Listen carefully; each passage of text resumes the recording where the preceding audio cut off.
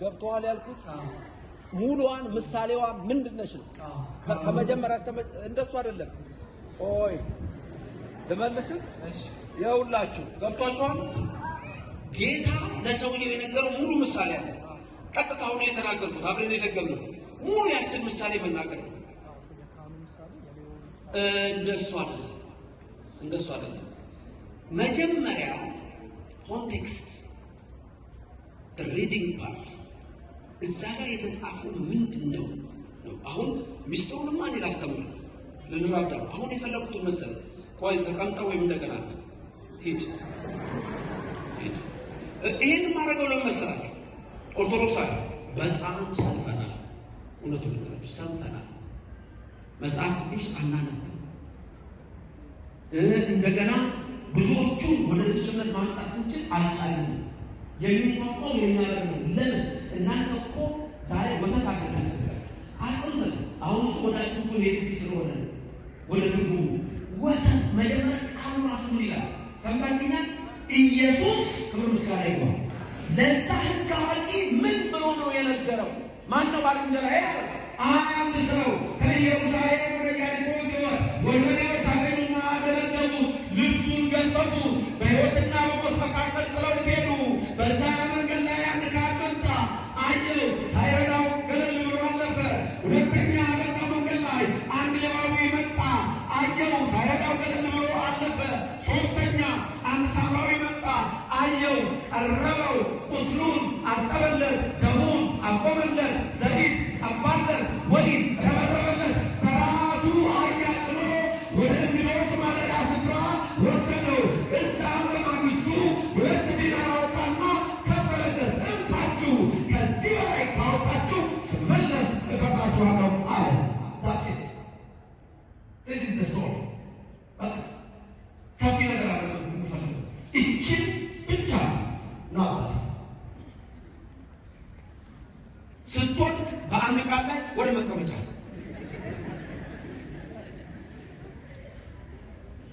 ስምህ ማን ነው? ቃል እንካ እግዚአብሔር ይባርክ።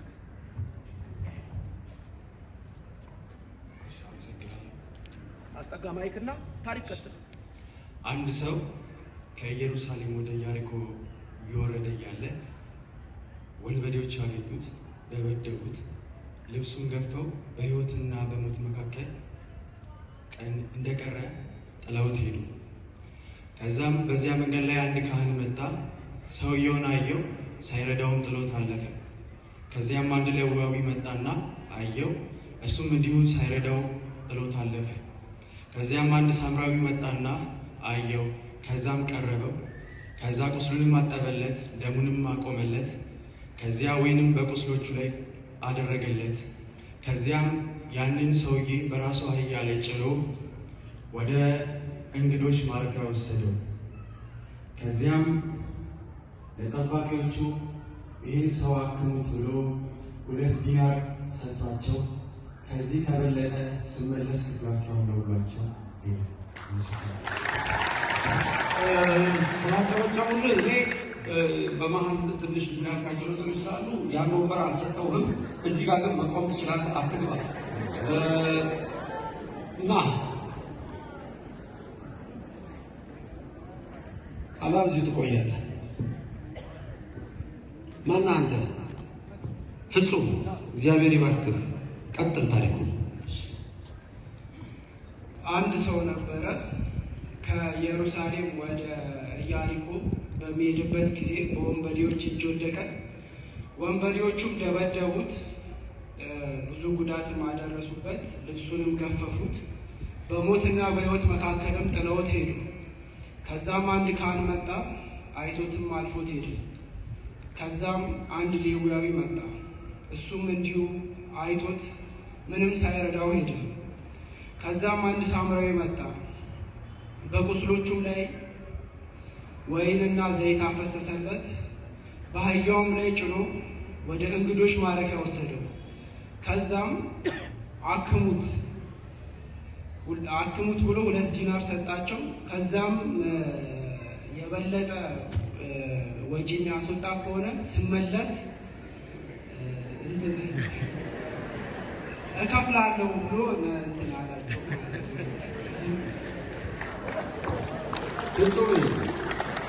እስቲ ከቃላ ቀጥሎ እዚሁ ቆም። እንግዲህ መምህራኑ ስላሉ መምህር አስራት አሉ፣ መምህር ነቢዩ አሉ፣ መምህር ዘላለም አሉ፣ ሌሎች ካህናትም አሉ። እየሰማችሁ ነው። እሺ ከእህቶች ደግሞ ይህንን ታሪክ የሚነግረን ሲያስፈልጋል። ቀድማ ያወጣች ስላለች እሷን ነው ታራ ናይ መቤት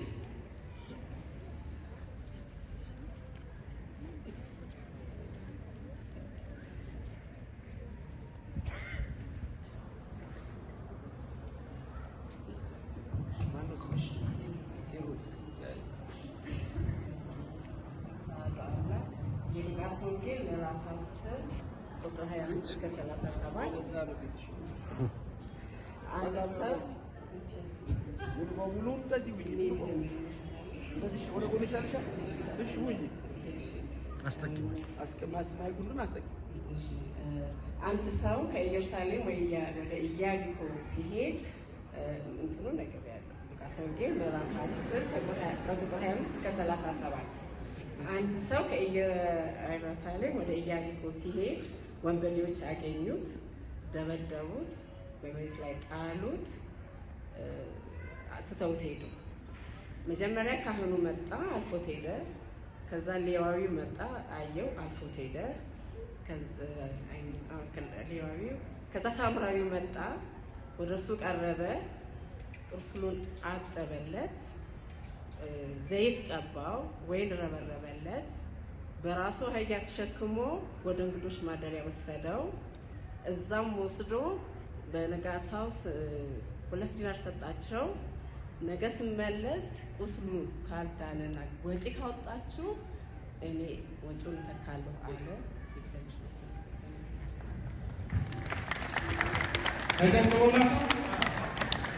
እና ታውቆ መምጣቱ ነው። እዚህ ላይ ታውቆ ወይስ እንዴት ነው? አልታውቀው ና አሁን 4 ይሆናሉ። መቀመጫው 3 ነው።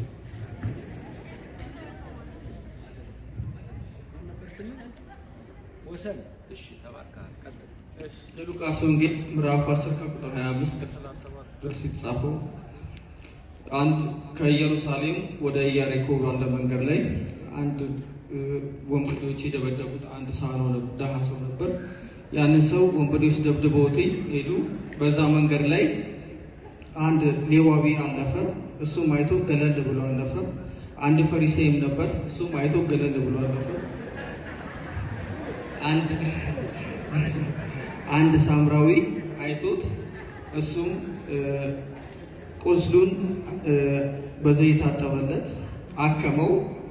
ወደ ሰዎችም ወስዶት ወደዛ እንዲንከባከቡት ወሰደው። በነጋታው መቶ 2 ዲናር ሰጣቸውና የበለጠ ካለ እኔ መጥቼ እከፍላለሁ ብሎት ያን ታሪክ። እሺ ጨርሰናል። ከአራቱ ውስጥ 3 ሰው ነው እዚህ የሚቀመጠው። አንደኛ የሚቀመጠው ማን ነው? ቃላም ተቀመጠ። ቃላም የመጀመሪያው ተቀመጭ ነው። ሁለተኛ ሂሩት ተቀመጭ ማን ነው? ሶስተኛ የሚቀመጠው ወሰን ሶስተኛ፣ ፍጹም ሶስተኛ ነው። እሱ አራተኛ ነው። አንድ ወንበር ይጨመርላት፣ ብዙ ተቀመጠ። አንተ አጋዥ ነህ ወሰን። እሺ፣ ስለዚህ ወንበር የሚመጣው ለአንተ ነው። ፍጹም ይቀመጣል። ረስቶ አምጡለት። እንዴት ናችሁ? አምላካችን እግዚአብሔር የተመሰገነ ይሁን። እስቲ ታሪኩን ሁላችሁም ንገሩ። አንድ ሰው ከኢየሩሳሌም ወዴት ነው የወረደው? ወደ ኢያሪኮ። ምን አጋጠመው? ወንበዴዎች ምን አረጉት? ልብሱን በሕይወትና በሞት መካከል ጥለውት ሄዱ። አለቀ። እንዲህ አይነት የማስተማር ልምድ ሌሎችን መምህራን እንዲቀጥሉ እፈልጋለሁ። በዚህ እንዲቀጥሉ እፈልጋለሁ። ምክንያቱም 1000 ዓመት ተሰብከናል፣ መናገር ግን አልቻለም። መናፍቁ በሁለት ቀን ነገሩ እነሱ ጋር 2 ጥቅስ ብቻ ነው። አንተ ስንቱን ይዘው 2 ሚሊዮን ነው። እነሱ ጋር 2 ነች። ያችን ይዘው ማን ያክላቸዋል? ሁለተኛው ክፍል ላይ ምንድነው ያየነው? አንድ ምን መጣ በዛ መንገድ ላይ። በዛው መንገድ ላይ አንድ ካህን ወረደ። ረዳው አልረዳው፣ በሌላ መንገድ ሄደ። ከዛ አስማ መጣ። አንድ ሌዋዊ ረዳው፣ እሱም በሌላ መንገድ ሄደ። ሶስተኛ ማን የመጣው? አንድ ሳምራዊ። መጀመሪያ አየው፣ ሁለተኛ ቀረበው፣ ሶስተኛ ቁስሉን አጠበ፣ ደሙን አቆመ፣ ከዛ ወይን ረበረበ። ከዛ ቀጥሎ በራሱ አህያ ቃላት ጠቅሷታል መስሎኛል። እቺ በራሱ አህያ ትርጉም ስላላት እኮ ነው። በራሱ አህያ ጭኖ ወዴት ወሰደው ነበር? ማይክ ቢኖር ትረዱኝ ነበር። እንግዲህ አንድ ማይክ ላይ ወደ እንግዶች ማደሪያ ወሰደው። በማግስቱ ስንት ዲናር አወጣ? 2 ዲናር አወጣ። በማግስቱ ሰጠ። ከዛ ምን አላቸው? ከዚህ በላይ ካወጣችሁ ስመለስ ከፍላችኋለሁ አለ። ይሄ ነው አይደለም ቃሉ? ለማን ነበር ይሄ የተነገረው? እንደሰማችሁት ለአንድ ሕግ አዋቂ ነው። ያ ሕግ አዋቂ ጌታችን መድኃኒታችን ኢየሱስ ክርስቶስን ሊፈትነው የመጣ ነው። ሊፈትነው መጣ። ሊፈትነው እንደመጣም ራሱ ወንጌሉ ነግሮናል። ያ ሰው የመጣው ለፈተና ነው።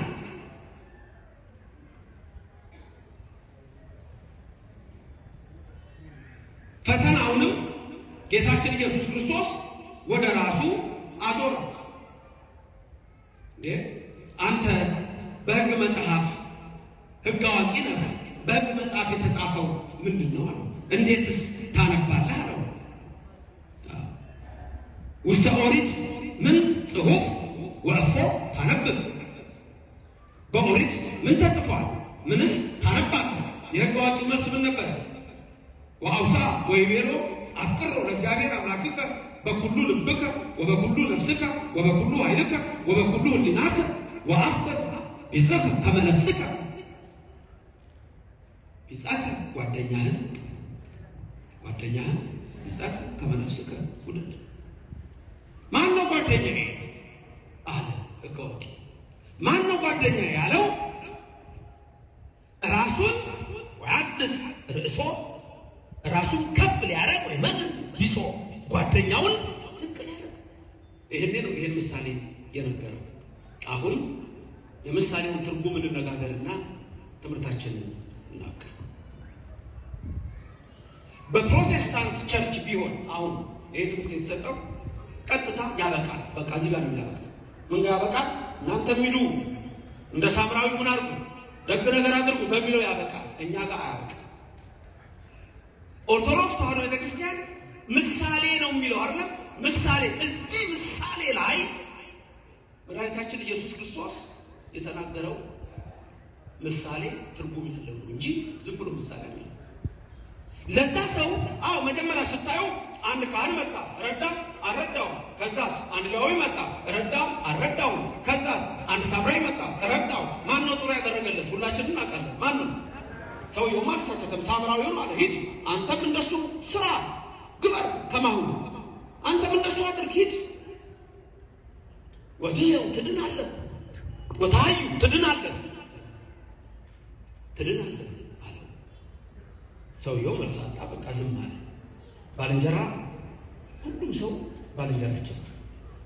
አሁን እዚህ ጋር ግን ምስጢሩ ረቂቅ ነገሩ ምንድን ነው የሚለውን ነው የምናየው። መጀመሪያ ያ ሰው ከየት ወዴት እየሄደ ነበር ነው ያልነው። አንድ ሰው ከኢየሩሳሌም ወደ ኢያሪኮ ምን ሲወርድ መጀመሪያ ገና ሲወርድ ነው የሚለው። ሲወርድ አንድ ሰው ከኢየሩሳሌም ወደ ኢያሪኮ ሲወርድ ማለት ኢየሩሳሌም ከፍ ያለች ስፍራ ናት። ኢያሪኮ ከባህር ጠለል በታች 275 ያህል ዝቅ ያለ በዓለም ላይ ከዝቅተኛ ስፍራዎች አንዱ ነው ከነዳሎን ጋር። የአገሮቹ ስያሜም ይለያል። ኢየሩሳሌም ማለት የሳሌም ከተማ ነው፣ የሰላም አገር ናት። ኢያሪኮ ማለት ጨረቃ ማለት ነው። አወር የምንለው ጨረቃ ማለት ነው። ኢያሪኮ የጨረቃ ከተማ፣ ጨረቃ የሚመለክባት ናት። ኢየሩሳሌም ደግሞ እግዚአብሔር የሚመለክባት ናት። በሌላ በእናንተ ልብ ውስጥ እግዚአብሔር ለዘላለም ይንገስ። ክብርና ምስጋና ለስሙ ይድረሰው። አሁን አንድ ሰው የተባለው አይደል? ከየት ወዴት ሲወርድ አንድ ሰው አዳም ነው ምሳሌው ጌታ። ያ ሰው አዳም ነው። አንድ ሰው አዳም ከኢየሩሳሌም ወደ ኢያሪኮ ሲወርድ ያለው አዳምን እግዚአብሔር አክብሮ ፈጥሮት በገነት በሰላም ነበር የሚያኖረው። ከልዕልና ወደ ትህትና ያለው ትህትና ራስን ዝቅ ማድረግ ሳይሆን የመውደቅ የመውረድ አምላክ ሆናለሁ ብሎ አዳም በምክረ ዲያብሎስ ተታሎ ወደቀ። ስለዚህ እግዚአብሔር ከሚመለክበት ወደ ምድረ ፋይድ መጣ፣ ወደ ኢያሪኮ፣ ወደ ጨረቃ ከተማ ራስን አምላክ ወደ ማድረግና ወደ ተቀረጹ አማልክት። አንድ ሰው ከየት ወደ ሲወርድ ከኢየሩሳሌም አዳም ወደቀ፣ ራስን ዝቅ አደረገ ወደ ምድረ ፋይድ። ማን ያገኘው ነበር? ምኖች ናቸው ያገኙት? አቤት አጋንንት ናቸው ወንድሞች። ዲያብሎስ ነው። ደበደቡት፣ አቆሰሉት፣ ልብሱን ገፋ፣ በሕይወትና በሞት መካከል ጥለውት ሄዱ። ማለት ልጅነቱን ሰይጣን ወሰደበት፣ አስወሰደበት እንበል። ተመልከቱ። ለምን ራሱ አዳም አምላክ ሆናለሁ ብሎ ወረደ፣ ወደቀ። አጋንንት ደበደቡት የሚለው ወንበዴዎች ደበደቡት የሚለው አጋንንት ናቸው። ልብሱን ገፈፉት፣ ልጅነቱን አሳጡት። ልጅነት ነው ልብስ፣ ጸጋ ነው። በሞትና በሕይወት መካከል ጥለውት ሄዱ ሲል ግን ልበሉ፣ በምንና በምን መካከል? በሞትና በሕይወት መካከል ጥለውት ሄዱ። አጋንንት በቃ ጣሉት፣ ወደቀ።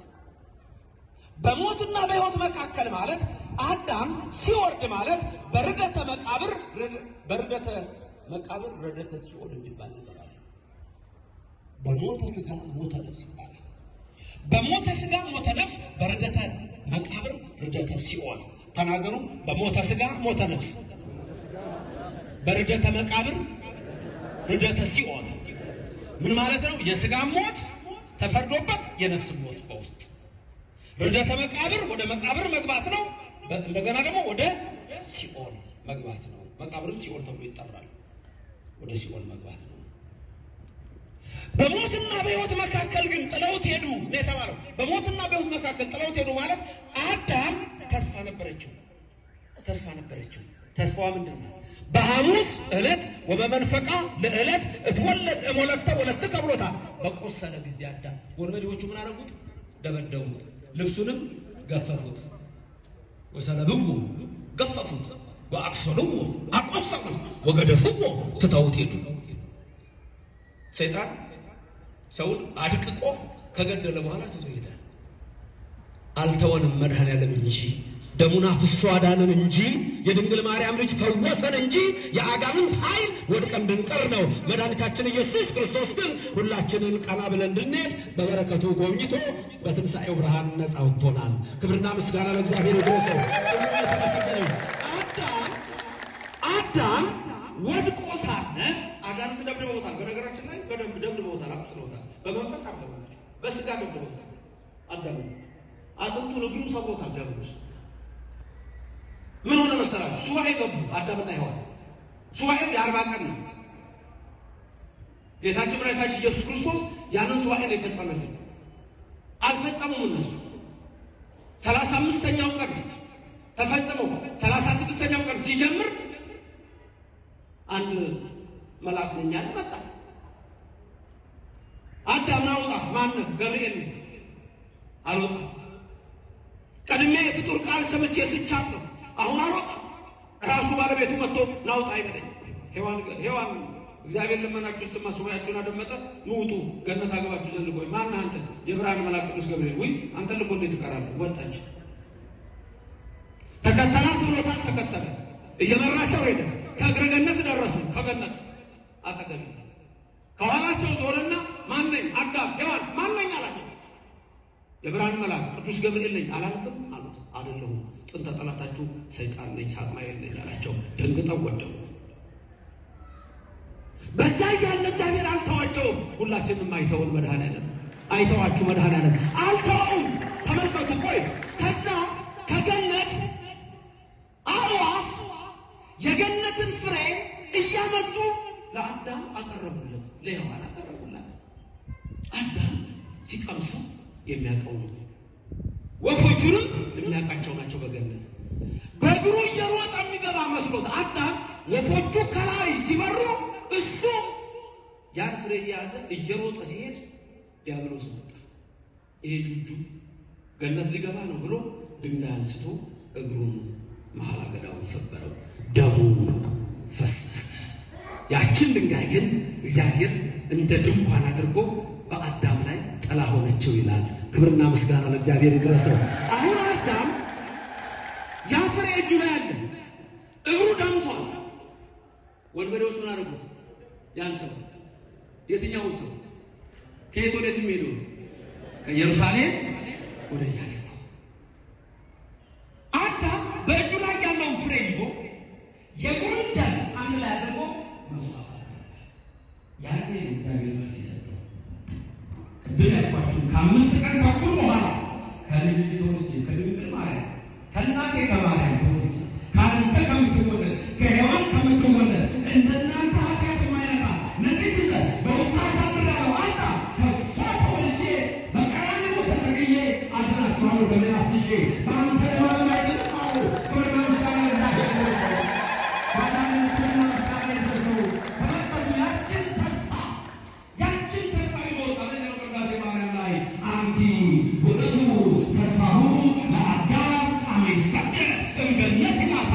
እመቤታችን የአዳም ተስፋ አንቺ ነሽ፣ የሔዋን ተስፋ አንቺ ነሽ። ይልቁንም ከገነት በተሰደደ ጊዜ ከሷ ተወልዶ ያድነኛል ብሎ ድንግል ማርያም አንቺን እያየ አዳም በጸሎት ተጋ። ክብርና ምስጋና ለእግዚአብሔር ይድረሰው። ስለዚህ በሕይወትና በሞት መካከል ጥለውት ሄዱ። እቺ ተስፋ አለችው። ያችን ተስፋ ይዞ ኖረ። ከዛ ማን ነበረ እዛ መንገድ ላይ መጣ የተባለው? መጀመሪያ አዳምን ነገር እዚህ እናቆምና ያን በዛው መንገድ ማመጣ ማነበር?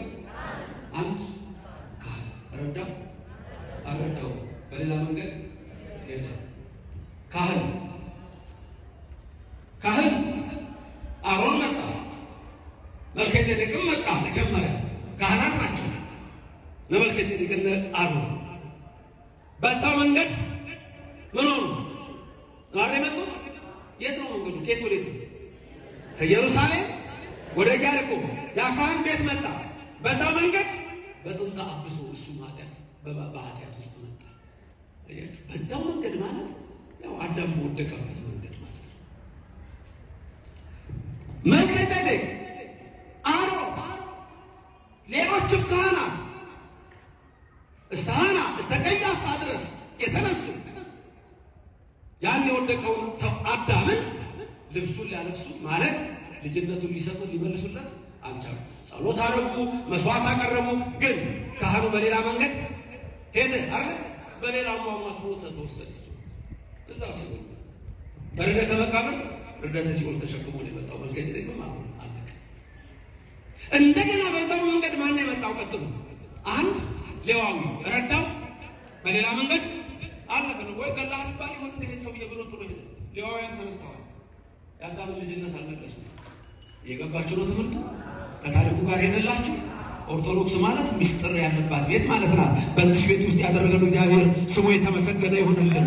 ታዲያ በመጨረሻ ቅድም እንዳልነው በሶስተኛ ደረጃ ማን ነበር የመጣው? አንድ ሳምራዊ ከካህኑ ይለያል፣ ከሌዋውያን ይለያል። ካህናቱ ሌዋውያኑ ከአይሁድ ናቸው። ሳምራዊ ግን ክልስ ነው። ሳምራዊ የምንና የምን ክልስ ነው? ወሰን፣ ፍጹም፣ ሂሩት፣ ቃራ። የምታውቁት ነገር አለ? ሳምራውያን የሚባሉት የማንና የማን ክልስ ናቸው? የምታውቁት ነገር አለ? ከምንና ከምን የተከለሱ ናቸው? ሳምራውያን ክልስ ናቸው። ከአይሁድና ከአሕዛብ ማለት ይችላል። ጥሩ ሙከራ ነው። የእስራኤል የአይሁድና የባቢሎን ክልሶች ናቸው ሰማርያውያን።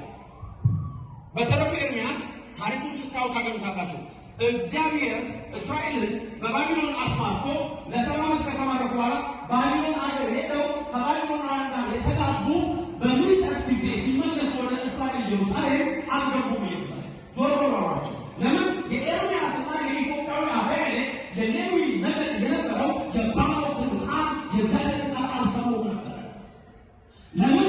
ከባቢሎን ጋር የተጋባችሁ ተፋቱ፣ ልትጋቡ ያሰባችሁ እንዳትጋቡ ሚጠት ደርሷል። እስራኤል አትገቡ፣ ጣዖት አምላኪዎች ጋር አትቀላቀሉ ተብሏል። ዛሬ ከመናፍቃን አትቀላቀሉ፣ ከካህናት አትቀላቀሉ የሚለው መንግሥተ ሰማያት ለመግባት ነው። ኢየሩሳሌም እንዳልገቡ እነዛ ዛሬም ራስ እምነቱን የማይጠብቅ ሰው ችግር ይገጥመዋል። አልገቡም። ኢየሩሳሌም ግን አልተዋቸውም። እግዚአብሔር ሁሉንም ባቢሎን ተመልሰው ሄዱ። አናስገባም አሏቸው። እነዚህም ከእኛ ጋር አትገቡም አሏቸው። እግራቸውን እንዳመጣ ሲሄዱ አንድ ለምለም ሳር ያለባት ስፍራ አለች። ያችን ስፍራ ወደዷት። ይልቁንም በዛ ስፍራ ያዕቆብ ከሴኬም አባት ከኤሞር በ100 በጎች የገዛው የጉድጓድ ውሃ ነበረ።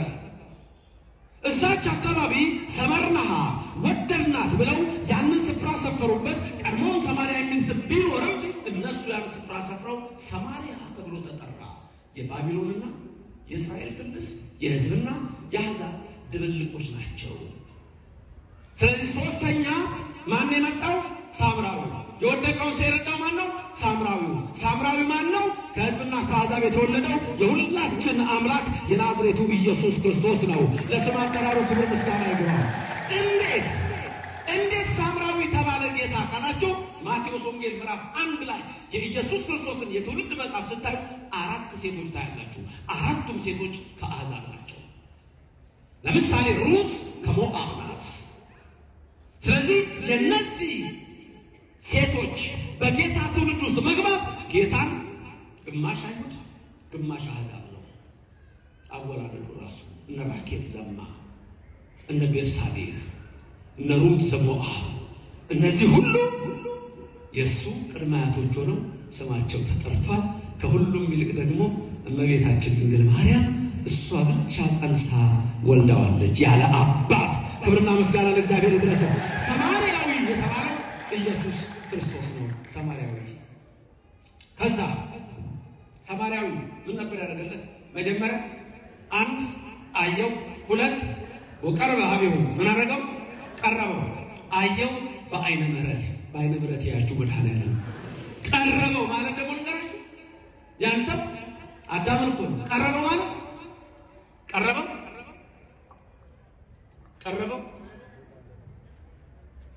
ወሰን ጥሩ ከስጋ ከነፍሱ ነሳነትም አልቀረበንም። ቅርባችን አይደለም።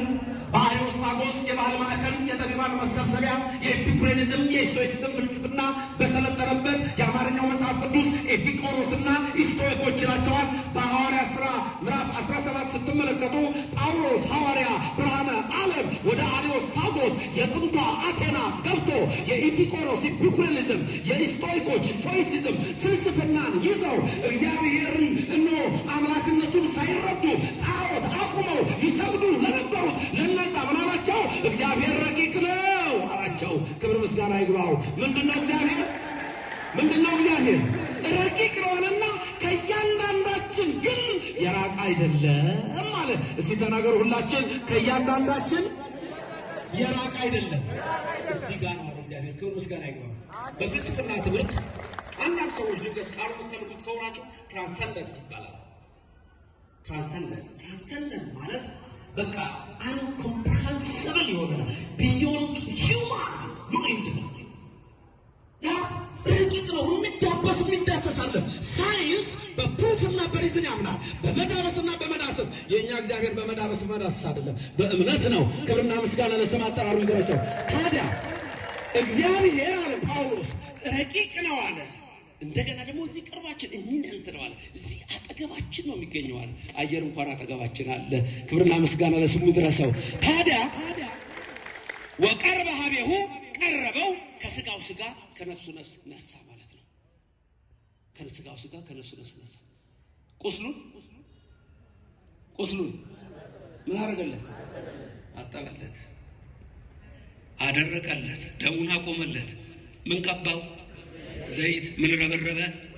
ዘይት። መንፈስ ቅዱስ ልጅነትን ሰጠው፣ አጠበለት ልጅነትን። በ30 ዘመን በዮርዳኖስ ተጠመቀና ለአዳም በ30 ዓመቷ ነበር ልብሱን ያስገፈፈው፣ በ30 ዓመቷ ነበር ልጅነቱን ያሳጣው። ስለዚህ ጌታችን መድኃኒታችን ኢየሱስ ክርስቶስ ክብር ይግባውና በ30 ዓመቱ በዮርዳኖስ ምን ሆነልን?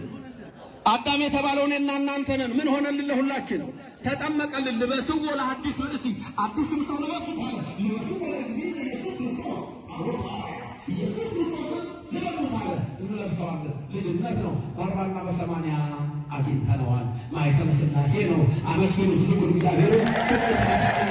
በ40 እና በ80 አጠበለት ዘይት መንፈስ ቅዱስ። ሜሮን ተቀበለ ስትጠማ ምን ሰው ሲጠመቅ ታውቃላችሁ? እናንተ ሳላችሁ ዘ አንደኛ ተጠመቀካል። ሜሮን መንፈስ ቅዱስ አጠበለት። ጥምቀት እስማኒ ወአንጽሐኒ እምኃጢአት ይላል ዳዊት። በጣም አንጻይ ከበረዶ ይልቅ ነጭ ሆናል ይላል። ነጭ አገር እግዚአብሔር ከክፉ ነገር ሁሉ ይሰውረን። ክብርና ምስጋና ለስሙ ይድረሰው። ከዛስ ወይን እኮ ማለት ወይን ምን አደረገለት? ረበረበለት። ስጋውና ደግሞ ሰጠን እኮ ብለሃል። መጠመቅ ብቻ እኮ አይደለም፣ ቀራንዮ ተሰቀለና ደግሞ ይኸው ስጋዬን ብሉ ይኸው ደሜን ጠጡ አለና ለሁላችን ሰጠን። እናመሰግነዋለን። ክብርና ምስጋና ለእግዚአብሔር ይድረሰው። ተመልከቱ። አሁን አንድ ሕፃን መጀመሪያ ሲመጣ ሜሮን ነው የሚቀባው? ጥምቀት ነው የሚጠመቀው?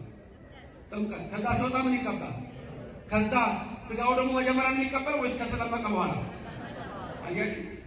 የሁላችን አዳኝ ያደረገልን ቀራንዮ አደባባይ ላይ ያፈሰሰው ደግሞ እኔ እናንተን አጥቦናል። የቆረሰው ስጋ እኔ እናንተን ለዘላለም ሕይወት ሰጥቶናል። እናመሰግነዋለን። ክብርና ምስጋና ለስሙ ይድረሰው። አሁን ቅድም ያስታወሳችሁኝ ቃላሉ ነው ማለት በራሱ አህያ ቢል ያስታወሰ በራሱ አህያ ምን አደረገ? ጫነለት። የሚሰማችሁ ነገር ያ ሆሳዕና እኮ በራሱ ማዳም አህያ ተቀመጠለት። ከዛስ ወዴት ወሰደ? ወደ እንግዶች ማደሪያ። ወደ እንግዶች ማደሪያ ስፍራ። እንግዶች ማደሪያ ስፍራ ምንድን ናት? ሂሩት፣ ፍጹም፣ ወሰን፣ ቃና። የእንግዶች ማደሪያ ስፍራ ቤተክርስቲያን። ቤተክርስቲያን እንግዶች እነማን ናቸው? እንግዶች አሕዛብ፣ ካህናት እንግዶች። አንተስ አንተ ምን ልትሆን ቆይ ነው አንተ ነህ እንግዳ። ካህናትም አዎ እንግዳ ናቸው። ካህናትም ልክ ነህ፣ ግን እንግዶች ሁላችንም ነን። እንግዶች ነን አይደለም? ያልሆነ እንግዳ ቀላል ጥያቄ። እንግዳ ሌላ ሀገር ከሀገሩ ነው ሲሰደድ ሌላ ቦታ ሲሄድ ደስ ይለዋል ወይስ ይስቃል?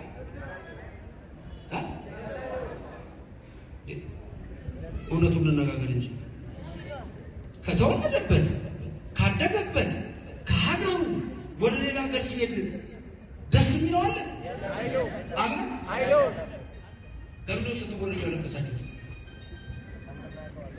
ስቆ የተወለደ የለም ማለት ባለፈው ተነጋግረናል። ስቆ የተወለደ የለም። ለምን ያለቀሳችሁት?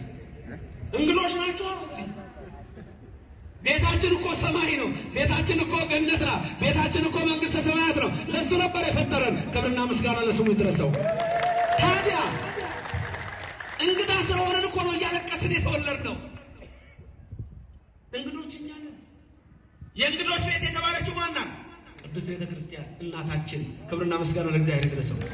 እናታችን ናት አይደል? የምንጠራት ቤተ ክርስቲያን ቅዱስ ብለን ነው? ቅድስት ብለን ምን ብለን? ቅድስት ማይደረ ቅድስት ቤተ ክርስቲያን ማይደረ። ታዲያስ ቅዳሴ ላይ ሁሉ ስለሆነ የምትሉት ሰላም